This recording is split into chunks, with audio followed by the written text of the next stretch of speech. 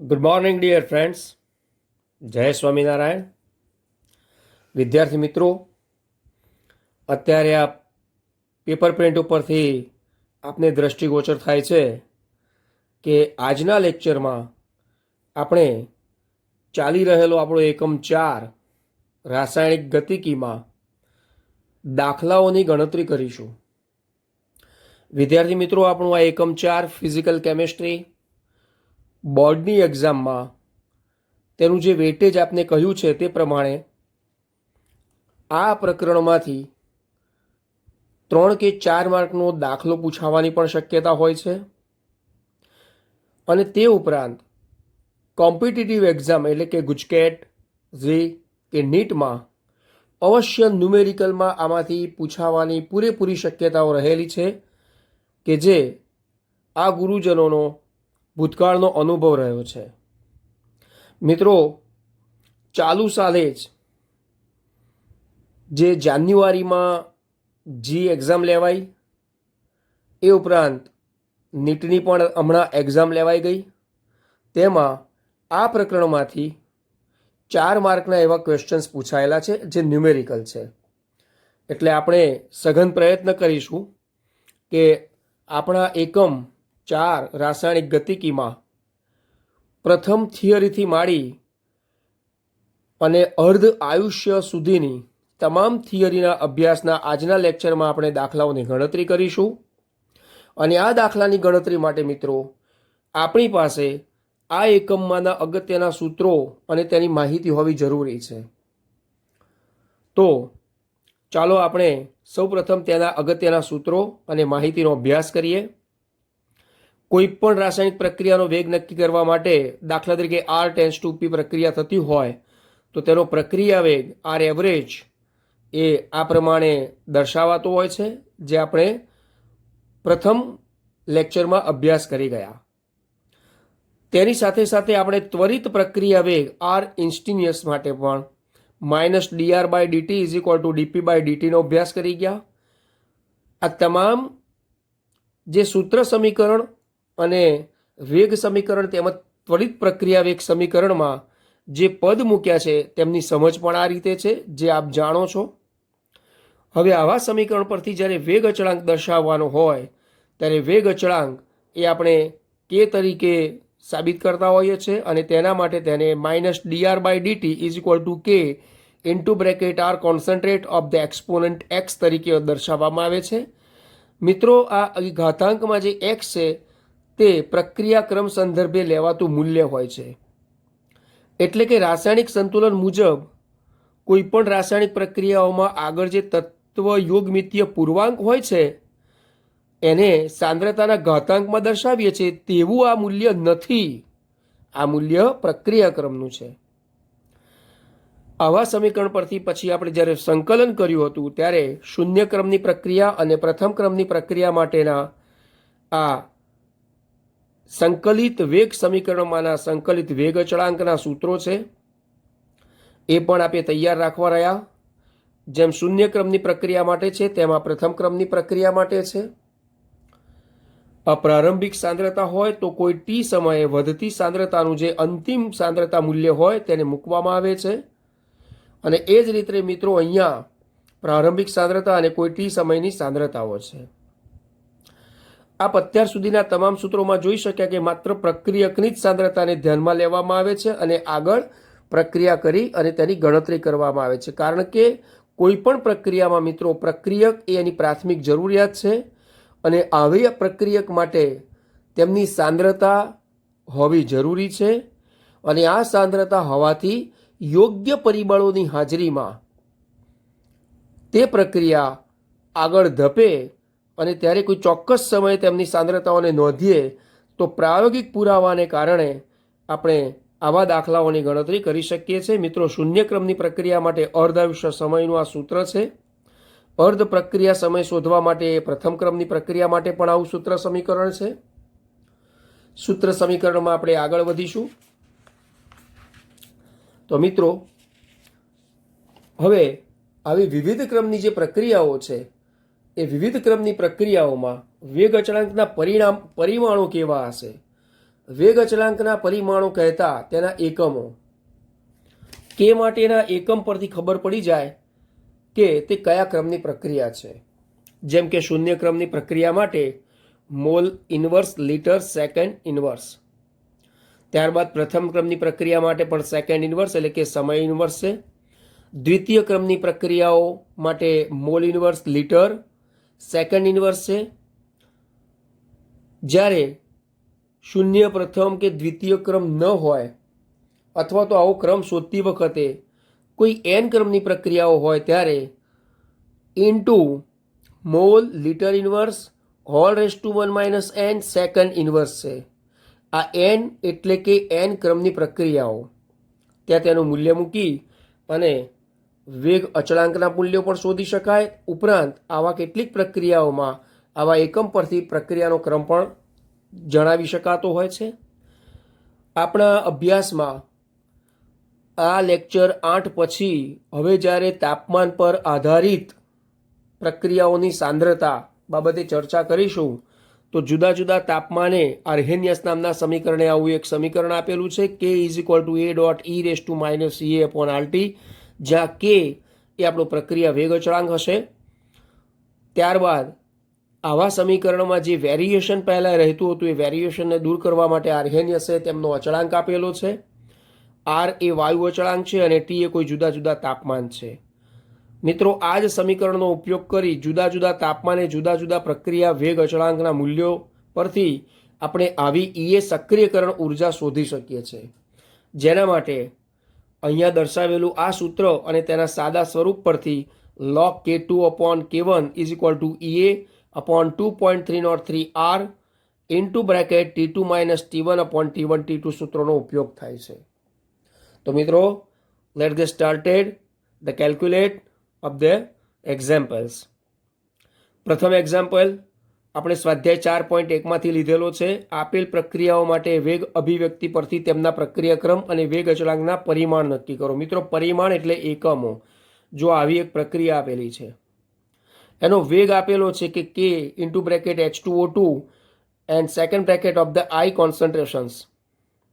હવે આ પ્રક્રિયા વેગ પરથી તમને ખબર પડે છે કે k = બંને પ્રક્રિયકો છે જ્યાં પ્રક્રિયાનો ક્રમ 1 + 1 એટલે 2 થશે અને તેથી આ પ્રક્રિયા દ્વિતીય ક્રમની થાય. જ્યારે દ્વિતીય ક્રમની પ્રક્રિયા હોય તો અહીંયા આપણે જણાવ્યું તે પ્રમાણે સૂત્રની અંદર અને માહિતીમાંથી જુઓ આ એનો એકમ છે એટલે કે આ એનું પરિમાણ છે. આટલું લખો એટલે ક્રમ જણાવ્યો અને તેનો એકમ જણાવ્યો એટલે 2 માર્ક પણ થઈ શકે અથવા તો MCQમાં 1 માર્કનો પણ પ્રશ્ન બની શકે. વિદ્યાર્થી મિત્રો, અહીંયા ઉલ્લેખ કરવાનો રહેશે કે પ્રક્રિયાક્રમ પ્રાયોગિક રીતે નક્કી થતો હોય છે. ચાલો બીજી પણ આવી પ્રક્રિયાનો અભ્યાસ કરીશું. ઇથાઇલ ક્લોરાઇડ આપેલો છે જેમાંથી ઇથિન બને છે અને 4 મોલ HCl. એવી પ્રક્રિયામાં તેના વેગનું સમીકરણ વેગ = K C2H5Cl આપેલું છે. પ્રક્રિયક એક જ છે, પ્રક્રિયાક્રમ 1 થશે જેથી આ પ્રક્રિયાને પ્રથમ ક્રમની પ્રક્રિયા કહી શકાય. હવે મિત્રો, આવી પ્રથમ ક્રમની પ્રક્રિયા માટે આપણે અભ્યાસ કરી ગયા તે પ્રમાણે જુઓ સમય ઇન્વર્સ, દેટ મીન્સ અહીં સેકન્ડ ઇન્વર્સ એ તેનો એકમ થશે. નેક્સ્ટ એક્ઝામ્પલ ગણતરી કરીશું. એ જ પ્રશ્નમાં સ્વાધ્યાયના 4.1 નામના દાખલામાંથી એ નંબરના દાખલામાંથી ત્રીજી એક પ્રક્રિયાનો આપણે અભ્યાસ કર્યો છે. CH3CHO એસિટાલ્ડિહાઇડ છે જેમાંથી મિથેન અને કાર્બન મોનોક્સાઇડ બને છે અને તેનો વેગ આપેલો છે કે CH3CHO exponent 3/2. આમાં આવી પ્રક્રિયાઓ જ્યારે આપેલી હોય ત્યારે મિત્રો ગણતરી કરવી જરૂરી છે. તો અહીં આપેલ વેગ સમીકરણ ઉપરથી પ્રક્રિયાક્રમ 3/2 થશે. બરાબર.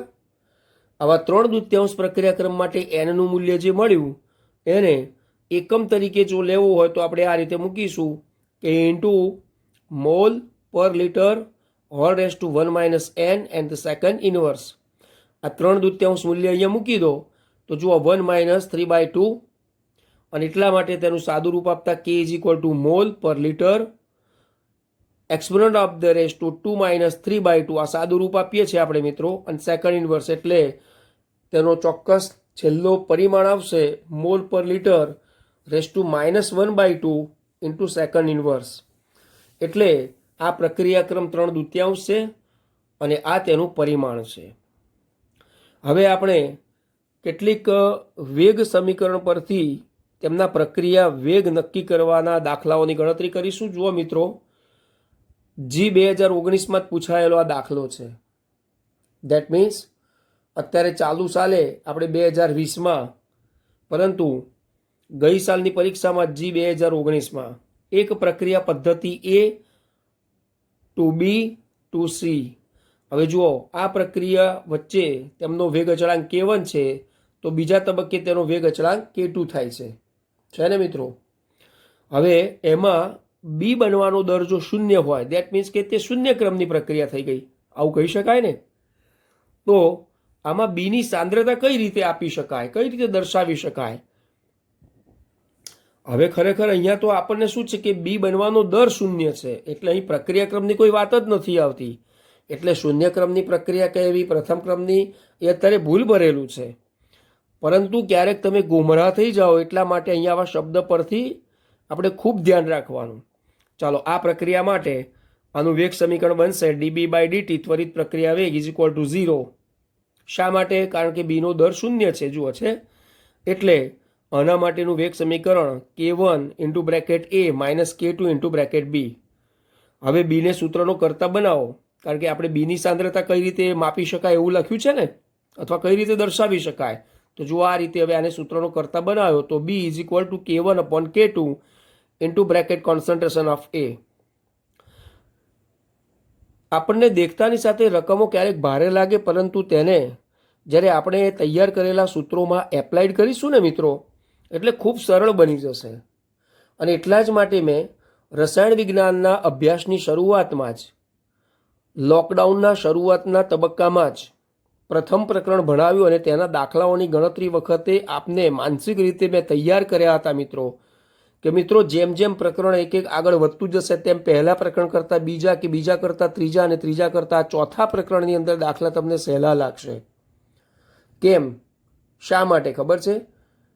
કારણ કે મિત્રો દિવસે ને દિવસે એક એક ચેપ્ટરનો અભ્યાસ કરતાં તમે માનસિક રીતે મજબૂત થતા જાઓ છો, અને તમારી આવડત વધતી જાય છે, અને તમારી મહેનત વધતી જાય છે. એટલે અમને વિશ્વાસ હોય છે કે તમે ગણતરીમાં ઊંડા ઉતરશો તો સંપૂર્ણ રીતે તમને આ દાખલા ફાવી જશે. ચલો નેક્સ્ટ એક્ઝામ્પલ. R → P પ્રક્રિયા માટે પ્રક્રિયકની સાંદ્રતા 0.03 થી ઘટીને 0.02 મોલારિટી 25 જ મિનિટમાં થાય છે. જો 25 જ મિનિટમાં 0.03 થી ઘટીને 0.02 મોલારિટી થઈ ગઈ, બરાબર. તો સમયના એકમ એમાં મિનિટ અને સેકન્ડ એમ બંનેનો ઉપયોગ કરીને પ્રક્રિયાનો સરેરાશ વેગ ગણવાનું કીધું છે. તમે મિનિટમાં પણ ગણતરી કરી બતાવો અને સેકન્ડમાં પણ ગણતરી કરી બતાવો. આવો ઉલ્લેખ કરતો આ દાખલો આપણા પાઠ્યપુસ્તકના લખાણ સંબંધિત પ્રશ્નમાંનો 4.1 નંબરનો દાખલો છે.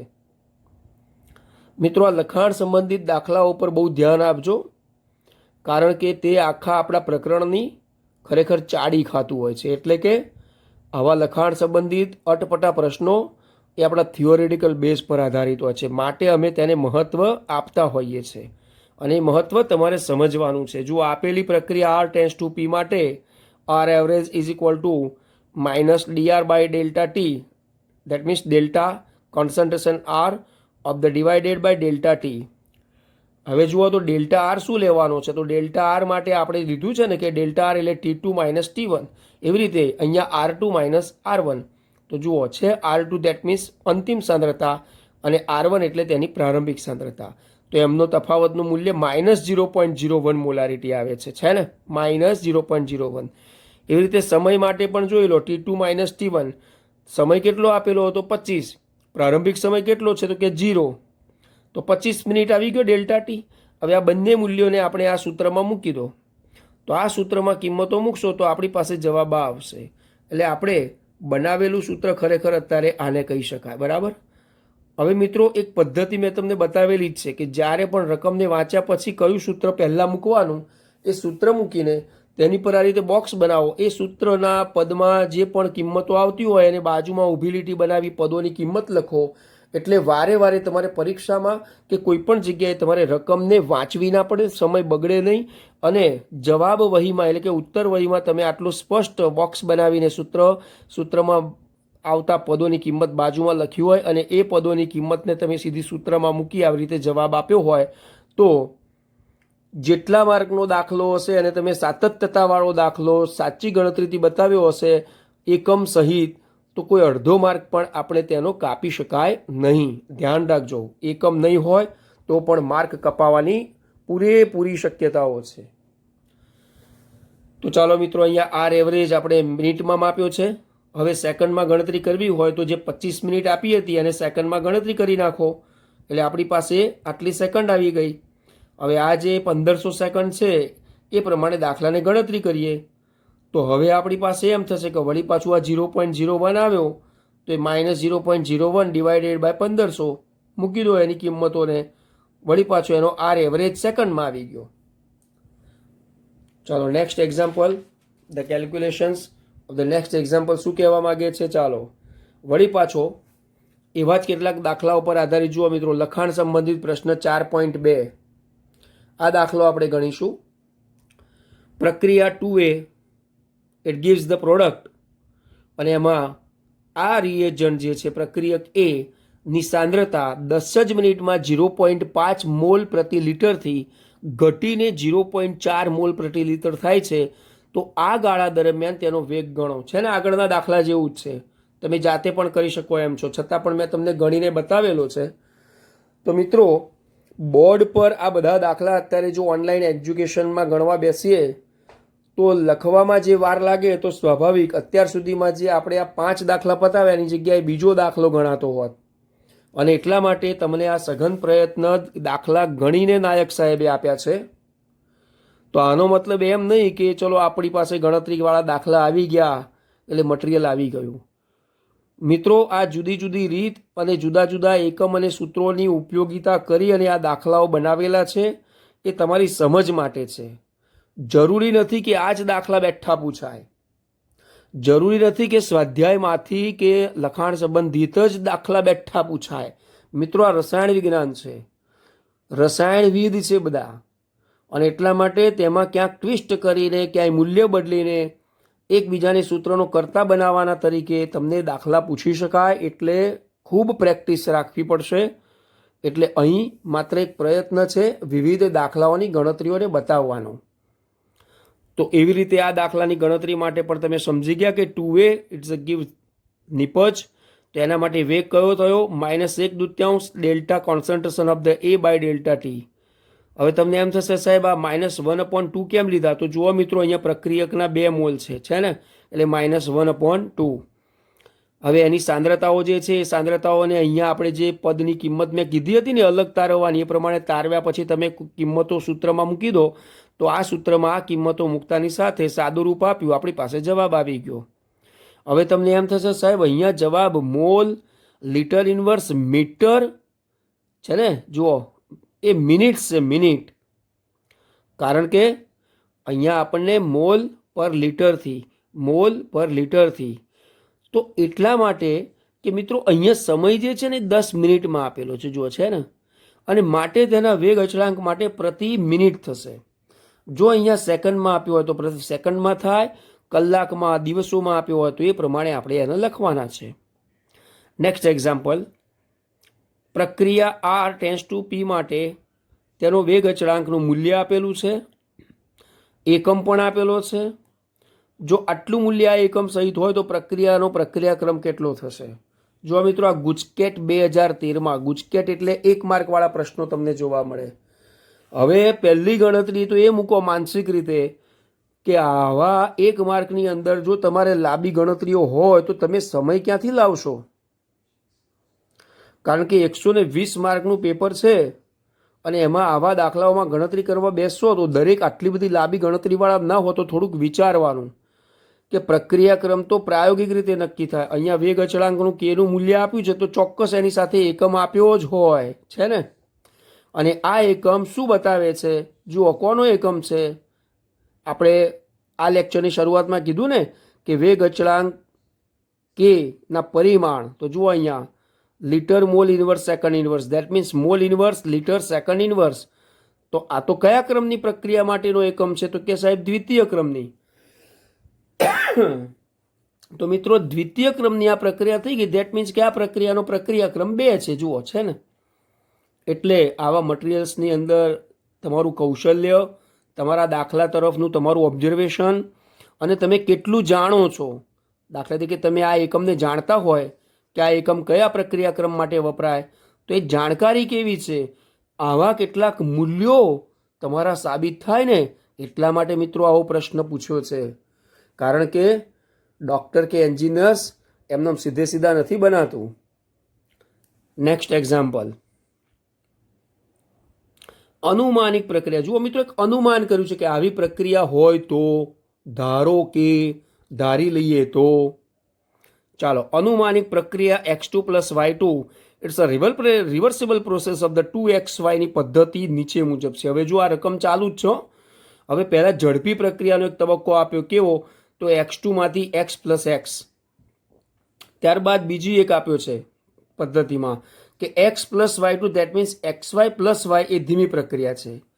અને ત્રીજી જે પ્રક્રિયા આપી xy બનવાની, કેવી? તો કે x + y it's a reversible process by the given xy. This the very fast. આ સ્લો છે, અહીંયા સ્લો છે, અહીંયા ફાસ્ટ છે, ને વળી પાછી આ ફાસ્ટ છે. એટલે બે ઝડપી પ્રક્રિયાઓની વચ્ચે એક ધીમી પ્રક્રિયા. હવે આપણે જો આની અંદરથી પ્રક્રિયાક્રમ શોધવો હોય તો ધીમી પ્રક્રિયા હોય ને એ હંમેશા વેગ નિર્ણાયક તબક્કો બતાવતી હોય. નીટ 2017માં પૂછાઈ ગયેલો આ પ્રશ્નનો દાખલો છે. કોઈ પણ પ્રક્રિયામાં ધીમો તબક્કો એ વેગ નિર્ણાયક હશે. એટલે મિત્રો આપણે એના વેગ માટેનું સમીકરણ લઈ લીધું. કયું લીધું? તો વેગ બરાબર k into bracket of the concentration x and the second concentration of the y2. હવે આ પહેલું સમીકરણ બનાવ્યું.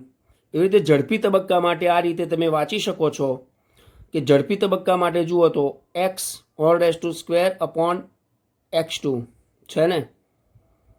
હવે એના માટે શું બન્યું? તો માટે into bracket of the concentration x is equal two √k into bracket of the concentration x2. આ બીજું સમીકરણ બનાવ્યું. હવે બંને સમીકરણમાં કરવું છે શું આપણે? તો સમીકરણ 2ની કિંમતને 1માં મૂકી દો. આ એક્સની કિંમત જે આવી ને એને અહીંયા મૂકી દો. ચલો, આ કિંમતો મૂકી તો શું મૂલ્ય મળ્યું? વેગ બરાબર k/1 into bracket of the x2 exponent 1/2 and the second concentration of the y2 is exponent of the 1. જો આ ઘાતાંકમાં શું આવ્યું? 1/2 અને અહીંયા 1. આ બંનેનો સરવાળો કરો. થિયરીમાં ભણાવ્યું હતું તે પ્રમાણે x વત્તા વાયના મૂલ્યોનો સરવાળો કરો. શું મળ્યું? 1.5. તો આ પ્રક્રિયાનો પ્રક્રિયાક્રમ 1.5 થયો. આગળના દાખલામાં જઈશું આપણે. પ્રક્રિયા a + b ઇટ ગિવ્સ નિપજના વેગ નિયમ r બરાબર k a⁻1/2 b⁻2. That means this is the exponent. આવી રીતે દર્શાવાય છે. તો આ પ્રક્રિયાનો પ્રક્રિયાક્રમ કેટલો હોય? જો મિત્રો, લગભગ પ્રક્રિયાક્રમ સંકલિત વેગ સમીકરણ પરથી કેટલા સમયમાં પૂર્ણ થશે, આવા દાખલાઓ પર વધારે જોગ છે. આ દાખલો પણ પાઠ્યપુસ્તકના લખાણ સંબંધિત પ્રશ્ન 4.3માંનો છે. પ્રક્રિયાનો એકંદર ક્રમ તે બરાબર દરેક પ્રક્રિયકના સંદર્ભમાં પ્રક્રિયાક્રમનો સરવાળો. સાચી વાત છે. જો અહીંયા વૈધાનિક રીતે આપણે એક વિધાન બનાવી અને તેને સમજાવ્યું. હવે પ્રક્રિયાનો એકંદર ક્રમ શું છે જુઓ તો 1/2 વત્તા 2. તો આનો મતલબ 2.5 થયો છે ને. થઈ ગયો ને?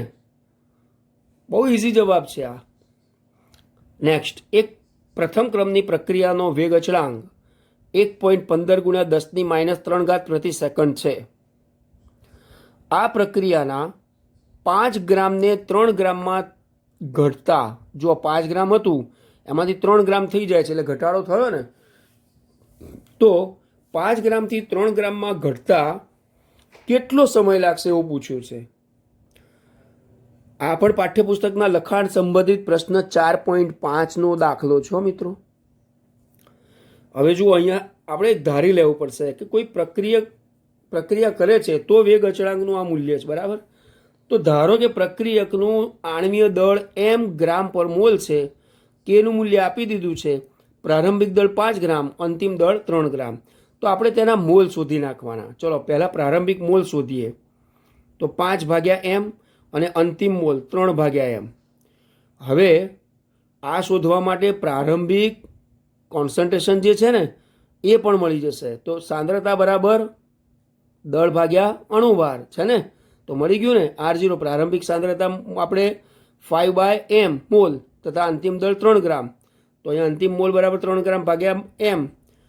તો અંતિમ મોલ પરથી તેની અંતિમ સાંદ્રતા 3/m મોલ થઈ ગયું. જ્યારે સમય જો ફેરફાર એ તો આપણી પાસે છે જ નહીં, કારણ કે શોધવાનો છે. જુઓ મિત્રો, હવે પ્રથમ ક્રમની પ્રક્રિયાના વેગ અચળાંકનું અહીંયા સૂત્ર મૂકી દો. જો આ બોક્સ બનાવ્યું ને, મેં સૂત્ર બનાવ્યું. તો આ સૂત્રમાં પ્રથમ ક્રમની પ્રક્રિયાના વેગ અચળાંકનું સૂત્ર જે તમારી પાસે તૈયાર હશે, લેક્ચરની શરૂઆતમાં પહેલાં જ પેજ ઉપર મેં તમને કીધું કે આ બધા જ સૂત્રો અને માહિતી આપી છે. એટલે મિત્રો, આ દાખલાનું ઓનલાઈન લેક્ચર પત્યા પછી આપણી શાળાના વોટ્સએપ ગ્રુપ ઉપર જે પણ અત્યારે આ PDF મૂકવામાં આવે તો તેનો પણ સઘન અભ્યાસ કરી આવા સૂત્રો તૈયાર કરજો. ચાલો સૂત્રમાં કિંમતોને મૂકી દો.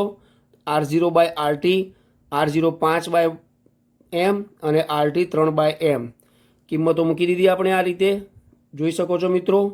અહીંયા પ્રક્રિયા વેગ અચળાંક Kનું મૂલ્ય મૂકી દીધું અને અહીંયા R0RTને મૂલ્ય મૂકીને સાદી ગણતરીથી તેનું સાદું રૂપ આપતાની સાથે જોઈ શકો છો અહીંયા આ તમામ ગણતરીના અંતે આપણી પાસે 444.3 એનો સાચો જવાબ વ્યક્ત થશે. Next example, NEET 2016. પ્રથમ ક્રમની પ્રક્રિયાના પ્રારંભમાં 10 સેકન્ડે વેગ 0.04 mole litre inverse and second inverse અને 20 સેકન્ડે તે 0.03 મોલ પ્રતિ લીટર પ્રતિ સેકન્ડ છે.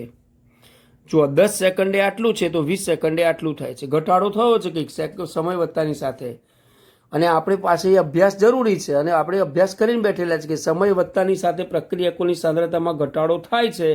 તો પ્રક્રિયા ચાલુ છે, પ્રક્રિયાનો વેગ યોગ્ય રીતે આગળ વધી રહ્યો છે. તો માટે આવા દાખલાની રકમમાંથી આપણી રિયલ કેમિસ્ટ્રી પણ વિચારવાની. ચાલો પ્રથમ ક્રમની પ્રક્રિયા છે એટલે સૂત્ર સમીકરણ મૂકી દીધું. R1 અને R2 છે એમની કિંમતો મૂકી દો, સાદું રૂપ આપી દો એટલે જવાબ આવ્યો Kનો છે ને. અહીંયા K મળી ગયું. પણ આપણે જે શોધવાનું છે શું છે? અર્ધ આયુષ્ય સમય. ચાલો પ્રથમ ક્રમની પ્રક્રિયાનો અર્ધ આયુષ્ય સમયનું સમીકરણ શું થાય? સૂત્ર T1/2 = 0.693/K. જોઈ લો છે મૂલ્ય. આ સૂત્ર મૂકી દીધું. આ સૂત્રમાં આ કિંમતો મૂકી દો. તો 0.0287 શોધે તો એ સેકન્ડ ઇન્વર્સ મૂકી દીધો. છેલ્લે જે જવાબ આવ્યો તે તેનો અર્ધ આયુષ્ય. આ અર્ધ આયુષ્ય સમય એટલે મિત્રો પ્રક્રિયકોની સાંદ્રતાને 50% ઘટવા માટે લાગતો સમય. જોઈ લો, જો 50% સાંદ્રતા ઘટી હોય તો કેટલા સમયમાં ઘટી હોય તે દર્શાવે છે. અને મિત્રો ક્યારેક તમને સમયની સાથે અથવા તો ટકાવારીમાં પણ દાખલો પૂછી શકાય કે કોઈ એક પ્રક્રિયકની અર્ધ આયુષ્ય સમય તમને આપી દીધો હોય કે આટલો છે. જો આ પ્રક્રિયા 70% પૂરી થતી હોય તો 70% પૂરી થવા માટે કેટલો સમય લાગશે? તો એ વખતે તમારે પાછું પ્રથમ ક્રમની પ્રક્રિયાનું વેગ અચળાંકનું સમીકરણ મૂકવું પડે. અર્ધ આયુષ્ય સમય પરથી K નક્કી કરેલો હોય અને તે શોધ્યા પછી તમે કોઈ પણ પ્રકારના જવાબો આપી શકો છો. દાખલાઓમાં આગળ વધીશું મિત્રો. એક પ્રક્રિયાના વેગ અચળાંકનું મૂલ્ય 1.75 × 10⁻². હવે જુઓ તમે અહીંયા litre square mall (-2 second inverse છે. તમને એમ થશે સાહેબ આવો તો એકમ કઈ પ્રક્રિયાક્રમના કઈ પ્રક્રિયાનો હોય? તો મેં તમને આગળ કીધું હતું ને કે n જ્યારે પ્રક્રિયાક્રમનું મૂલ્ય n થી દર્શાવાતું હોય તો n બરાબર કોઈ પણ મૂલ્ય મળી શકે છે. તો જોઈ શકો છો કે તે પ્રક્રિયાનો અર્ધ આયુષ્ય સમય T1/2 કેટલો થાય? જુઓ, એક જ માર્કનો, કારણ કે ગુજકેટમાં પૂછાઈ ગયેલો પ્રશ્ન છે એટલે એનું વેઇટેજ 1 માર્કનું હોય. પણ ગણતરીની અંદર જો લાંબી ગણતરીઓ કરવા બેસો તો તમારો સમયનો ક્યાંય અંત આવી જશે, ખબર નહીં પડે. એટલે આપણે એના માટે અહીંયાથી દર્શાવવામાં આવતી કેટલીક ટેકનિક્સ અને આપણી રિયલ કેમિસ્ટ્રી અહીંયા વાપરવાની. જુઓ, સૌ પ્રથમ તો આપણે T1/2નું સૂત્ર મૂકીશું, તો 1/R0n-1 આ સૂત્ર છે મિત્રો, આ રીતે. બરાબર. હવે એ T1/2 વેર ઇઝ 1/R02 છે ને. કેમ? કારણ કે આપણે શું હતું, આ n ક્રમની પ્રક્રિયા છે. nનું મૂલ્ય કેટલું? તો nનું મૂલ્ય મૂકી દીધું તમે, અને એટલા માટે તમે જુઓ કે R0 exponent of 2. હવે આનું બીજું પણ એક સ્વરૂપ થયું, જોયું તમે? અહીંયા 1/R0⁻² છે. એની જગ્યાએ જુઓ, અહીંયા આપણે વ્યસ્ત હતો, એ વ્યસ્તને માઇનસથી દર્શાવ્યો છે. જોયું છે ને? અહીંયા T1/2 where is 1/R0, that means પ્રારંભિક સાંદ્રતાના ઘાતાંકમાં 2 છે, પ્રક્રિયા ક્રમ છે. પરંતુ એનું બીજું એક સ્વરૂપ આવું R0-2 એક્સપોનેન્ટ ઓફ -2 પણ થાય. ચાલો, નવો દાખલો. પ્રક્રિયા 2x ઇટ ગિવ્સ b એ શૂન્ય ક્રમની પ્રક્રિયા છે. એમાં x જે છે ને એની પ્રારંભિક સાંદ્રતા 0.2 મોલારિટી છે, અને અર્ધાયુષ્ય સમય 6 કલાકનું છે. કેટલા? 6 કલાક. જ્યારે પ્રારંભિક સાંદ્રતા એક્સની 0.5 મોલારિટી છે, ત્યારે અંતિમ સાંદ્રતા 0.2 મોલારિટી થવા માટે લાગતો સમય જણાવો. એટલે આ એક્સ છે ને, જે એક્સ, એની પ્રારંભિક સાંદ્રતા શરૂઆતમાં 0.5 છે, અંતિમ સાંદ્રતા 0.2 થાય છે. તો આટલું થવા માટે કેટલો સમય લાગ્યો હશે? આ પણ તમે જુઓ મિત્રો, પેચીદો પ્રશ્ન કહી શકાય. અને એટલા જ માટે જુઓ અહીંયા ક્યાં પૂછાયેલો છે, જી 2019. એટલે સ્વાભાવિક છે કે ક્યાંક થોડુંક વધારે મથવાનું હોય, એકાદ બે સ્ટેપ વધતા હોય, તો આવા પણ દાખલાની તૈયારી તમારે અચૂક રાખવી રહેશે. હવે જો આ દાખલાની ગણતરી માટે કોઈ તમને દમ લાગશે નહીં. કેમ? કારણ કે શૂન્યક્રમની પ્રક્રિયા છે. શૂન્યક્રમની પ્રક્રિયા માટેનું અહીંયા તમે સમીકરણ મૂકી દીધું. હવે એના માટે જુઓ શું છે, અર્ધાયુષ્ય સમય 6 કલાક છે. એટલે આપણે આવું સૂત્ર મૂકવું પડે કે T1/2 = 6 કલાક હોય, તો તેથી R0 એટલે કે પ્રારંભિક સાંદ્રતા 0.2 અને અંતિમ સાંદ્રતા શું છે એના કોઈ ચોક્કસ સમયે 0.1. હવે એને સૂત્રની અંદર કિંમતો મૂકી દેશો તો જુઓ, અહીંયા 0.2 મૂકો, અહીંયા 0.1 મૂકો. આ કેનું મૂલ્ય શોધવાનું છે, અને સમય આપણને અર્ધાયુષ્ય સમય 6 કલાક આપી દીધો છે. મૂકી દો બધું, સાદું રૂપ આપો, તો તરત જ કેના મૂલ્ય પરથી સીધું m/hours એટલે કે કલાક, અને આવા સમયને સૂત્રનો કરતા બનાવશો તો મિત્રો 0.5 - 0.2 ઇઝ ઇક્વલ ટુ 1 × t. મિત્રો ખાસ ધ્યાન રાખજો, 0.5 અને 0.2 એમની અનુક્રમે પ્રારંભિક અને અંતિમ સાંદ્રતાઓ હતી. બરાબર. અને તે પરથી તેનું મૂલ્ય કેટલું મળ્યું? તે કે 1 × 2. આવા મૂલ્ય પરથી હવે જો ટી નક્કી કરો તો નક્કી થઈ ગયો ટી કેટલો થયો? 18 કલાક. કેટલો મિત્રો? 18 કલાક. નેક્સ્ટ એક્ઝામ્પલ, અને હું તમને એમ કહી શકું કે this is the last example in today's our lecture. જો આ જીમાં પૂછાઈ ગયું એ પ્રમાણે નીટમાં પૂછાઈ ગયેલો દાખલો છે. ખૂબ અગત્યનો, ખૂબ સારો દાખલો છે. આવા દાખલાઓ ગુજકેટમાં પણ પૂછાતા હોય છે. પ્રથમ ક્રમની પ્રક્રિયા માટે વિશિષ્ટ વેગ 10⁻² પ્રતિ સેકન્ડ છે. તો પ્રક્રિયકને 20 ગ્રામથી 5 ગ્રામનું રિડક્શન થવા માટે કેટલો સમય લાગશે? જો મિત્રો આગળ લખાણ સંબંધિત પ્રશ્નોની અંદર પણ આવા કેટલાય દાખલા મૂકેલા છે. એટલે આવા કેટલાક દાખલાઓને આપણે પ્રાધાન્ય આપવું. જરૂરી નથી કે 4 માર્કમાં દાખલો પૂછવો એટલે લગભગ 1.5-2 પાના ભરાય, દાખલાની ગણતરી કરીએ પછી જ આપણને માર્ક મળે. મિત્રો MCQના આ જમાનામાં ધોરણ 12ની કોમ્પિટિટિવ એક્ઝામ MCQથી લેવાતી હોય છે. તેમાં તમે કઈ પદ્ધતિ દાખવી હશે, કઈ પદ્ધતિથી જવાબ આપ્યો છે એ તમારું કોઈ ચેક કરવા આવતા હોતા નથી, છે ને. MCQમાં કોઈ એવું હોય. પરંતુ જ્યારે બોર્ડનું એક્ઝામ તમે ડિસ્ક્રિપ્ટિવ લખતા હો ત્યારે એની પદ્ધતિને તમામ માગતા હોય છે. માટે મિત્રો જુઓ, આજના લેક્ચરમાં નાયક સાહેબે તમામ દાખલાઓની ગણતરી પદ્ધતિસર બતાવી, અને વળી પાછું તેને કઈ રીતે ગણતરી કરવી તે પણ અહીંયા સમજાવવામાં આવ્યું છે. ચાલો હવે આ દાખલાની ગણતરી શરૂ કરીશું. પ્રથમ ક્રમની પ્રક્રિયા માટેનું સમીકરણ મૂકી દો. ચાલો મૂકી દીધું. કે શું છે? તો વિશિષ્ટ વેગ એનો 10⁻² ઘાત. સમીકરણમાં બાકીની કિંમતો મૂકી દીધીશું. તો R0/RT. તો ચલો R0 20 ગ્રામ, RT 5 ગ્રામ્સ. હવે 10⁻² ઇઝ ઇક્વલ ટુ સાદું રૂપ આપી દો. આ 20/5 કર્યા, એના લોગ જોયા, એનું સાદું રૂપ આપ્યું. અને તમામની આ ગણતરીના કારણે છેલ્લે જે જવાબ આવ્યો તે આપણો સાચામાં સાચો ઉત્કૃષ્ટ જવાબ કયો? તો એના માટેનો સમય, આવી પ્રક્રિયા જે આપી હોય તો એના માટેનો પૂર્ણ થવા માટે લાગતો સમય 138.6 સેકન્ડ થશે. So dear friends, today's our lecture are the confirm we say to numericals. છે ને? આને આપણે એક રીતે કહીએ તો અત્યાર સુધીના જે થિયોરિટિકલ ઓનલાઈન લેક્ચર્સ જે બોર્ડ પર ભણ્યા અને આખા પ્રકરણને અર્ધાયુષ્ય સમય સુધીનો જે ગણતરીમાં મૂકી આભાસી પ્રથમ ક્રમની પ્રક્રિયા માટે સુધીનું, તો એની પર આધારિત જે પણ એકત્રિત કરેલા દાખલા હતા તેનો આ નમ્ર પ્રયાસ છે. પરંતુ હંમેશા મારી આગ્રહભરી અપેક્ષા હોય છે કે આવા દાખલાઓને તમે એક અલગ પેમ્પલેટ બનાવી અને ગણતરી કરતા રહો. અને આ ગણતરી બાદ તમારું ન્યુમેરિકલ્સ એન્ડ થિયોરિટિકલ્સ વિથ પ્રેક્ટિકલ જેટલું બને એટલું કન્ફર્મ પાક્કું કરો. તો સ્વાભાવિક આ પ્રકરણનો પરીક્ષાલક્ષી તો ઉપયોગ થશે જ, બટ એપ્લિકેબલ તમારે બહુ જ યુઝીસ આના થવાના છે. હવે મિત્રો, આ દાખલા પછી આપણે આપણા થિયરીના પ્રકરણમાં છેલ્લામાં છેલ્લા જે બે મુદ્દા છે કે તાપમાનની જે સાંદ્રતા પર અસર છે અને એની સાથે સાથે ઉદ્દીપકની અસરથી પ્રક્રિયા વેગ કઈ રીતે વધી શકે છે અને સંઘાત થવા માટે કયા પરિબળો જરૂરી છે તે આર્હેનિયસના સમીકરણથી અભ્યાસ કરીશું. ત્યાં સુધી wish you all the best.